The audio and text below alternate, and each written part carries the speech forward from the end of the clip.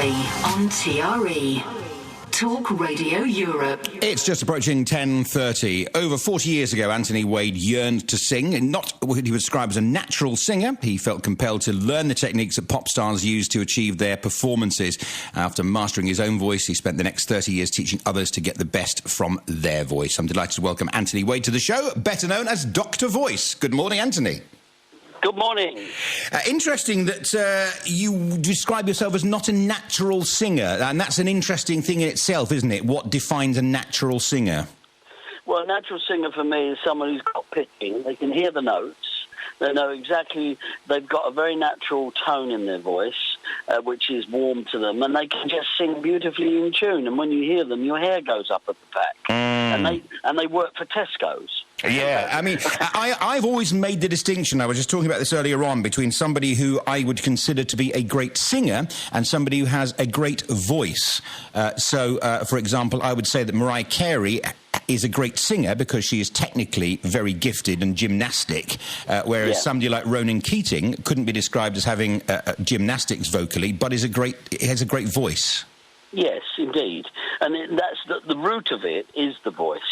If you go deeper into the tones of a voice, this tends to be more appealing than the gymnastic side of singing. Because I've always maintained this, a person doesn't buy your talent, they buy your devotion. People love it that you've worked on your art form.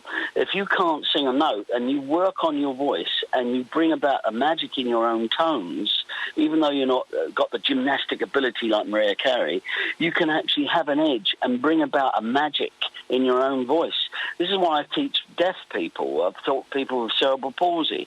I teach, anybody who really wants to sing can do it just by waking those tones up, by going into them more inside themselves, and that's my art form. I've been doing it for long, and that's what I do for people. It's very interesting, and I guess I already know the answer to this question, but I'm going to ask it. You can teach anybody to sing, but can you teach anybody to sing incredibly? In answer to that question, yes, because what I just said to you was if someone hasn't got a voice who can sing very well, when they work the art form and they get inside it, they can actually bring an incredible sound to their own tones. Mm-hmm. And if you was to hear that person, you think, oh, what an incredible singer. And you probably heard that they weren't a good singer before. For me, for instance, I couldn't sing to save my life. When I'd sing, I sound like Bob Dylan's grandmother. I've got all her albums. I love her stuff. Yeah. She's got great albums. But, and when I hear a voice, when I hear, if I try and hit a note like, da-da, I couldn't hit it. I'd go, da-da. Interesting. I couldn't hear the notes. So for years, I was damned. And this hurt me deep down from the age of 17. My brother was a singer. He was in Jesus Christ Superstar. He went around the world singing, and the Bee Gees produced some tracks for him. And I thought, why can he sing and I can't? Yeah. And it hurt me deep. And in the end, I ploughed on and developed my own techniques. I had many singing teachers. But the trouble is, singing teachers are more la, la, la, la, la. They're not into the understanding of how the acoustical laws of the voice work. Yeah. And I went deep into that's why I call myself Dr. Voice, because I went deep into the voice, deep into the depth of what a voice is, and then started to produce my own singing ability. To the tone that only last year I was up in a program in Newcastle singing with Bonnie Tyler on stage, and I sang this rock song that I made up, and I hit these tones, and the whole place was going mad. And I didn't understand it because I don't normally perform.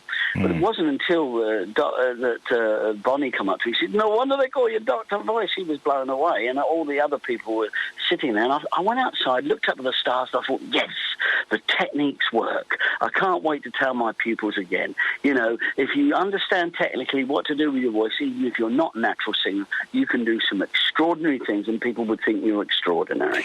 Isn't that like saying, though, Anthony, that because I can drive a car, I therefore could one day learn to be as good as Lewis Hamilton and win Formula One? That's just not true. It's just not true. Yes, well, As far as certain skills are concerned, yes, I can't say that I'm going to get on stage and I'm going to sing like Pavarotti at the Royal Albert Hall. It's the same thing, isn't it? Or you can't be Stephen Hawkins with the incredible brain that you've got. But you can take yourself as far as you can go and be the best you can be and who you are. Yes. And that is everything. Now, whether the world, and it's up to the world to decide, who buy the records that think, I love that. Oh, I love that, what that person's done. And for some people, that may be extraordinary. Look, for some people thought that guy, what's his name, Ian Drury, or the guy, was an incredible singer. You know, some people have done Bob Dylan's in Well, Bob Dylan's a great example, isn't it? I mean, Bob Dylan is a perfect example of somebody who has a great voice, but is a dreadful singer. Absolutely. So, so what I'm saying, your question to me is, can anybody get where they want to get to? Yes, if they really want it. Yeah, interesting. You also teach people not just to sing, but in terms of speaking as well, don't you? Absolutely, yes. One of the things, I work with a lot of CEOs of companies, people who stand on stage to present. There's a specific art form to presenting. It's an incredible art form of knowing how to read an audience, how to say what to say and when to say it, and to have the gravitas in the vocals to bring that about so that it changes the room. Now, when there's an art form in that, and it's incredible. And I take people on my course to get them to that point where they have that presence in their voice, in their persona, because your voice is the echo of who you really are. It's the soundtrack to your life. It was there from the day you were born. You were screaming 64 muscles out to the universe going, wah, wah, and there was your voice the day you were born. And your breath and your voice are married. So when you wake up to that, again, later on in life, because most of us are taken away from that voice, we wake up to the voice. Unlike yourself, who's in the business, who uses your voice a lot, you're very conscious of your voice. And I do believe you sing as well, or performed, haven't you, or written music? I've written and produced 4 number-1 records, actually, yes. So, no, really? And I have an Ivor Novello Award, but apart from that, don't know anything about it. How amazing. And we know, any songs we know? I would hope so, given they're all number ones, yes. One was the biggest selling X Factor record by Shane Ward called That's My Goal. Atomic Kitten, Whole Again, the Tide Is High, Atomic Kitten was number 1 record, and Kiss Kiss, Holly Valance was also number 1 record. So, yeah, I've been doing it a while, and the interesting thing is I've worked with a lot. I mean, I am a singer. I do all the backing vocals on those records because I am a singer. And I have worked with a lot of singers who, some of whom, and none of the people I've just mentioned are in this equation, some of whom believe that they're great singers. And when you get them in front of a microphone, whatever you do, you can't turn them into great singers, because a lot of it, you've got technique, but of course the other bit, and you'll know all about this, it's mental as well. Well, here we go. This is where I take it to the next level.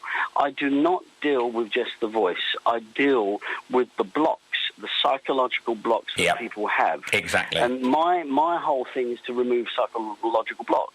I mean, even with Sam, when Sam came to me, Sam Smith, who came to me when he was about 15, he had a lot of blocks and thoughts about his success and whether he was going to get anywhere or do anything. And there was a lot of being held back by his own thinking. And there was a lot of work over the 4 years I worked with him where I helped remove a lot of those blocks to get into a clearer state. Having said that, he had a tremendous voice anyway. Yeah. But still, you can have an amazing voice, an amazing singing ability, but if you've got the belief, well, I'm not sure I can do it, and you've got that very quietly going on in your subconscious, and even though you might be in a studio making records, you could still cause problems for yourself. Very much so. So I go to the root of that. You give me any one of those things you've told me that were in your studio that were having that problem, send them to me. Because that's what I do. I eat them for breakfast.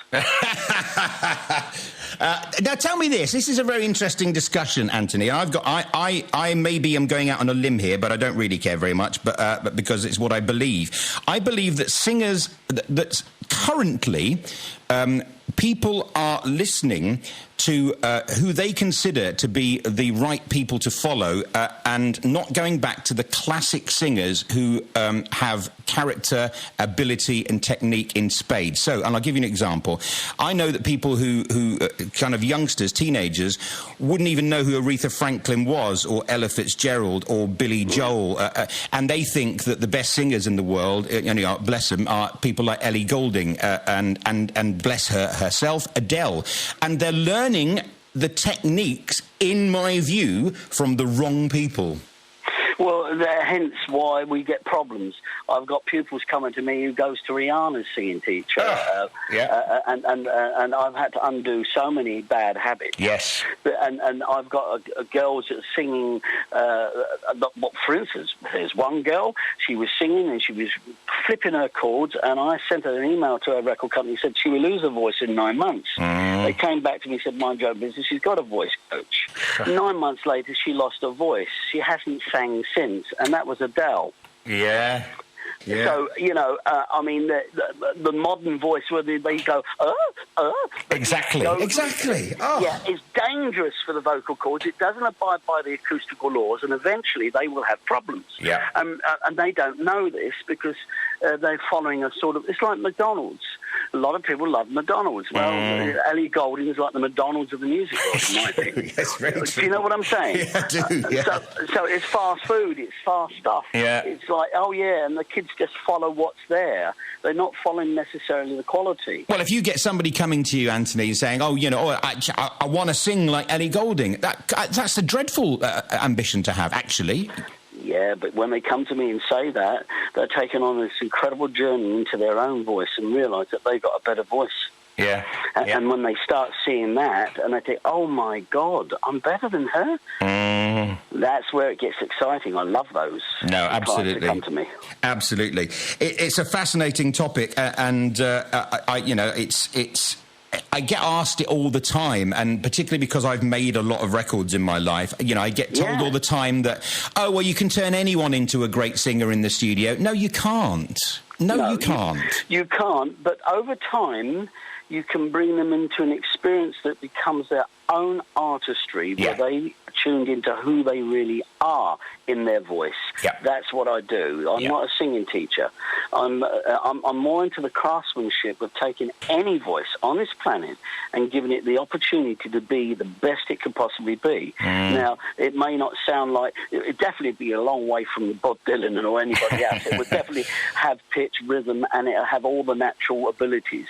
Because that's that's the whole point. I couldn't sing to save my life, and that's why I know I can do this. That is amazing.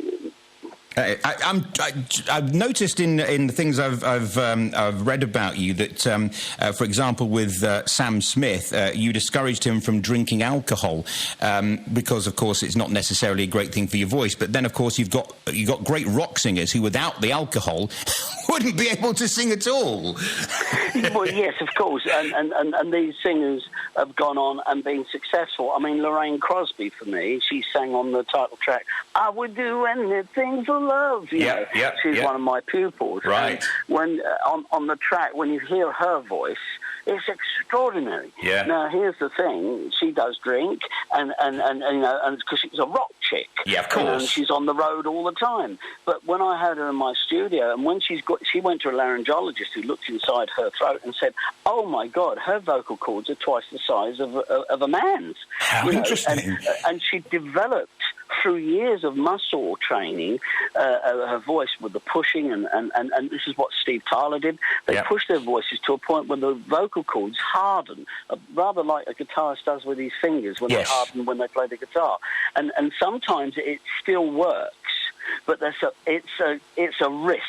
Yeah. It is a very high risk. Yeah. Because sometimes it doesn't, and then and when it doesn't, you've lost a career. Well, absolutely, and you've got people who seem to be able to just sing really powerfully and loudly and high all of their lives, no matter whether they're tired, ill, whatever. They've just got it, haven't they? Their voice just works like that. But then you hear other people who are doing it all wrong, and they're singing from the wrong part, and you go, oh, please stop, you're going to really hurt yourself. That's right, exactly. Yeah. However, there is a magic also. That Sinatra, for instance, used to smoke and drink. Yes. And you look at that golden voice. Yeah. However, had he not smoked and drink, I reckon we'd have had an even more golden voice. Interesting. Now, you've mentioned Sam Smith. I can't let you go without asking what the heck's going on there, because there was a newspaper article that he actually claims he never had any singing lessons at all. Well, yeah, I've got a DVD coming out in October. It's made by Odeon Cinemas, and they've actually they wanted to do a program on his life story called Sam Smith's Dream Come True. And when they approached the Universal and him and they asked whether he'd like to do a thing on his lifestyle, they weren't interested. So they went off and got all the footage, all the rightful footage. They bought all the licenses for it and made this program. And they called me up and said, "Well, I'd like to narrate it, talk through the program." So I'm talking through this program, all the magic that happened with me and him for 4 years. Yeah. So I'm not doing it out of spite or anything like that or wrong. It's just that they approached me because they needed something to lasso the story of Sam Smith for his fans, and apparently this is going out across Walmart. It would be on Netflix and whatever. It's a 70-minute program, so it should be good. But it basic for the fans, it'd be good because they're getting the inside truth of what actually did happen with him. I think he was told. I think what it was, the record company I was involved in that asked me to produce. I produced 7 songs for him. His first 7 demos he ever had in his life, I produced and worked with him on. They're still on my desktop. I can't play them to anybody. No, sure. And basically, those songs, along with his voices, I worked with him over the years, was his first, if you like, experience of getting inside a studio and knowing and learning how to become what he is today. So, from that point of view, Amazing. He did come from a stable where we were working on him, or I was working on him over his voice over a period of years. I mean, on my phone, I've got things, miss you, Doc, love you, Doc. He still, sends me texts. Right up to December last year, and then, of course, I've not heard any more since because his record label, I think, have said, don't go back, don't talk to anybody in the past, we've got you now, and I think there's that sort of vibe, How bizarre. If you take an athlete, they would proudly say, actually, my coach is fabulous, and all, I owe a lot of what I do to my coach. It's a pride thing, isn't it? But with some singers, it's kind of like, I better not say I've had singing lessons because that makes people think that I'm actually not very good. Yes, and also it happened with One Direction. One Direction, Sharon Richards is One Direction's singing coach for 9 years. Yeah. And they went on X Factor or wherever they won their fame, said, no, we never had a singing lesson in our life. And it's like, oh my God, why? Yeah, isn't it bizarre? Totally. But in America, they love it. Of course in America, you see them getting up saying, I think Stevie Wonder gets up, I want to thank my coach, Seth, absolutely, tonight. It's like, well, at the end of the day, the voice is based on a muscle, and that muscle needs training and nurturing the same as any other muscle. So why not have an athletics coach for your voice? Well, it's not just the muscle, it's the mental. Yeah. There's a lot of mental preparation that you have to take on board inside yourself. Yeah. And to be... But the greatest voices on the planet are the most relaxed. Absolutely. When the voice is in its most relaxed state, out comes the most beautiful sounding tone. And if you don't know how to relax mentally and physically, your voice doesn't do its best. No, I totally agree, and I can't tell you who this artist is, but I did work with somebody a number of years ago, and I was co-producing with a very, very famous producer, and they had 1 week to record all of the vocals for the album. They'd left it right till the end for no particular reason, really stupid, and this person's a great singer, completely froze in the studio, couldn't sing a note, and they resorted to ridiculous lengths of putting up Christmas trees and lights and balloons to try and relax her, bless her, and she couldn't do it in the end because she was so pressured by the fact that she had to give her best 11 vocal performance of her life right at the end. She couldn't do it. Yeah. What a shame I didn't know her, because I'd have relaxed her completely. I've got some amazing techniques which do that for people. Well, I did it as well. I actually, what I did, I just took her out and got drunk and came back and did the singing after that. It worked a treat. Well, no. Now you're going down the wrong road there. I'm not having that. I'm not going to let you get away with that. I'm only joking. Anthony, it's been a pleasure talking to you. Do you have a website people can go to and have a look at? Yeah, drvoice.tv. Fantastic. .tv, yeah. Good. It's been lovely to talk to you, sir. All the best to you, and good luck with what you do in the future. Thank you very much. Nice to speak. You take care. Bye-bye. All the best. TRE